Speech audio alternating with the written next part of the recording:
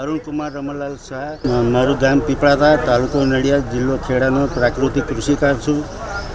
આજ રોજ વસો મુકામે પીએમ કિસાન સન્માન નિધિનો જે પ્રોગ્રામ છે વારાણસીમાં પીએમ સાહેબ આજે જે હપ્તો પાડવાના છે તેના અનુસંધાને આજે અહીંયા પ્રોગ્રામ છે અને તેમાં મને સ્ટોલ કરવા માટેની સ્પેસ ફાળવેલી છે. તે બદલ હું અહીંના આયોજકોનો આભાર માનું છું.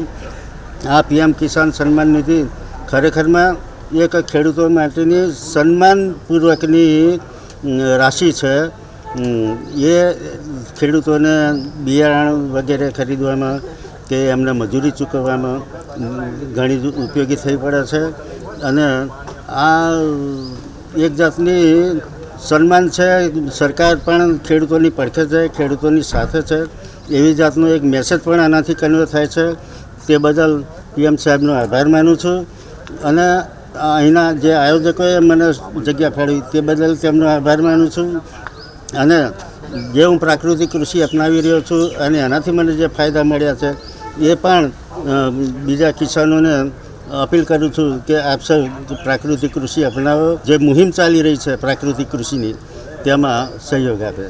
પીએમ કિસાન યોજના અંતર્ગત આજે માનનીય વડાપ્રધાન શ્રી ખેડૂતોને ડીબીટીના માધ્યમથી 20મો હપ્તો રિલીઝ કરી રહ્યા છે. ત્યારે મોટા પ્રમાણમાં ખેડા જિલ્લામાં ગામે ગામ ખેડૂતો જોડાયેલા છે આપણા જુદા જુદા સેન્ટર ઉપરથી. આજે અહીં વસો ખાતે પણ આપણે બધા અહીંયા ઉપસ્થિત છે. મોટા પ્રમાણમાં ખેડૂતો ઉપસ્થિત છે. અહીંયા સ્ટોલ પણ જુદા જુદા રાખવામાં આવે છે કે જેથી ખેડૂતોને જુદા જુદા પ્રકારની જાણકારી મળી રહે. પ્રાકૃતિક કૃષિ, બાગાયત, એન્જિનિયરિંગ વગેરે અનેક બાબતોને આવરી લઈને ખૂબ સુંદર વ્યવસ્થા કરી છે ખેડૂતોની જાણકારી માટે.